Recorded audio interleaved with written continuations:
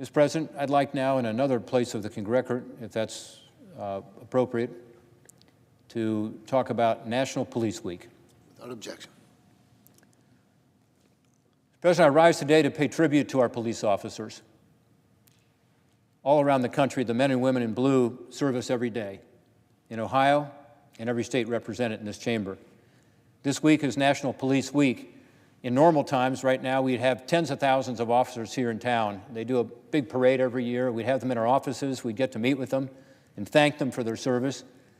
We'd be able to have the opportunity to hear their stories and to hear some of the brave, brave stories of those who have lost their lives over the past year, because they do a wonderful presentation down at the memorial thanking and paying tribute to those officers. But even during this coronavirus, I'm pleased that this Friday, folks around the country will be showing their support anyway. They can't come here in person, but people are going to be displaying blue ribbons and blue lights on their homes. The service to our communities that these police officers give us every day is more valuable during this crisis than it's ever been. And I thank those police officers for going out every day and putting their health right now, and even their lives, as they always do, on the line for all of us. As I said earlier, I want to be sure that our municipalities and our counties have the ability to pay those police officers to keep them out on the street. That's one reason we need flexibility in the federal funding that's going out, as the budgets of these municipalities are constrained because of the bad economy, because of the coronavirus. We've got to be sure that police officers are taken care of. But this week, National Police Week, is a time to pause and to think about the sacrifices these heroes make every day in order to keep our communities safe. And that's what they do every single day. They take dangerous criminals and weapons and drugs off our streets. They enforce the laws we write here in this body. We write a lot of laws here. They're the ones that are in the trenches, on the front lines, enforcing them. Even their very presence helps to deter crime and keep our communities safer. So we thank them for the risks they take for themselves, and we thank their families for the sacrifices that they make for all of us. This week is a time to think about the police officers in our country who have died in the line of service over the last year. Again, this would normally be done in person down at the memorial, but I want to talk about the 4 brave individuals who lost their lives in Ohio since we last had a National Police Week a year ago. In January, Officer Dale James Woods of the Coleraine Police Department in Southwest Ohio was tragically struck and killed by a vehicle while he was responding to a traffic stop. Officer Woods devoted his entire life to public service. He served for 15 years on the town's fire department, Coleraine's fire department, and then 15 years as a police officer. He did everything that can be asked of an officer. They tell me sometimes he'd be staffing the dispatch station. The next day he'd be tracking down a lost dog. The next day he'd be out there helping a citizen with a complaint.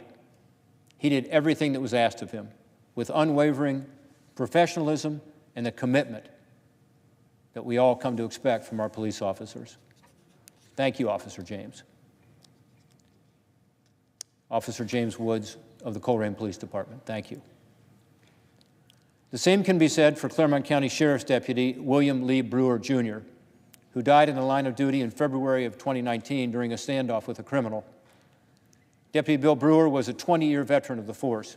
He was a local guy, someone who everyone in the community knew and loved. He gave his life for that community, the ultimate sacrifice an officer can make. I attended his funeral and had the opportunity to meet a lot of his fellow officers, hear stories about him. I also got a chance to meet his wonderful family, and I can just say that he was admired and respected by all. The turnout at that funeral was unbelievable. Last November, we lost Detective Jorge Del Rio, a decorated 30-year veteran of the Dayton Police Department.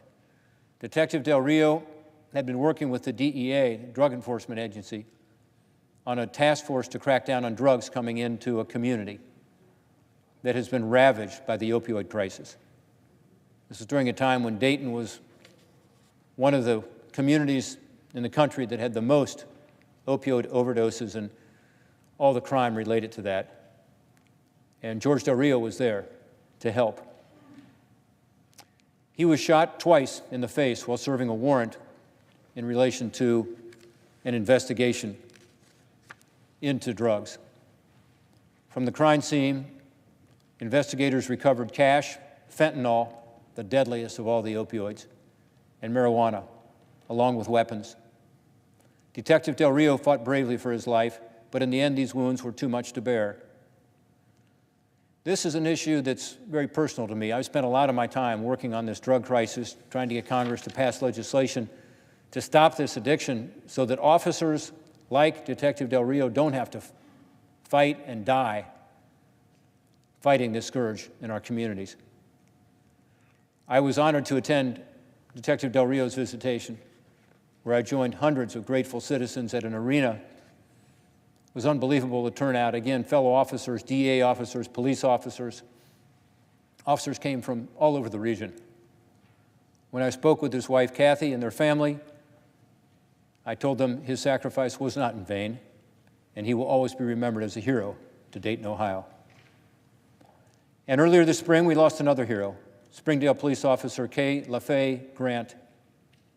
On March 21st, Officer Grant was helping her fellow officers chase down a suspect fleeing by car. During the pursuit, the criminal deliberately rammed his vehicle into her cruiser, causing her to crash. Officer Grant's injuries, sadly, were fatal.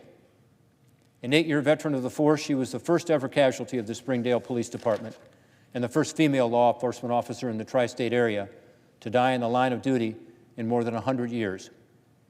Officer Grant was only 33 years old. My thoughts are with her family as they deal with this tragic loss. Although these heroic officers were taken from us, their examples can never be taken away and will not be. Ohioans are going to remember them as models of bravery and service, as examples of fellow citizens who, on behalf of all the rest of us, were in the habit of walking into danger rather than running away from it. In our nation's history, more than 24,000 police officers have died in the line of duty. Think about that, 24,000. Serving as an officer is a dangerous job, I know, but we have legislation that we think would help save the lives of some of those officers who put themselves in harm's way. I was proud to join colleagues last year in sponsoring legislation called the Back the Blue Act. It's very simple. It says if you target law enforcement officers, you're going to pay a very, very high price. That's appropriate. We think Back the Blue Act, which would increase penalties on those who would attempt to harm or kill a police officer, is going to make a difference because it'll send a very strong and clear message and help deter some of these crimes. Ultimately, I think it'll make our heroes in blue safer and help save lives. Again, I urge my colleagues to join me in standing tall with our police officers and thanking them this week for what they do every day to protect us. Let's back the blue. Let's do everything we can to ensure that our police officers know we're with them and we're at their side as they do their critical job every day to protect us. I yield back my time.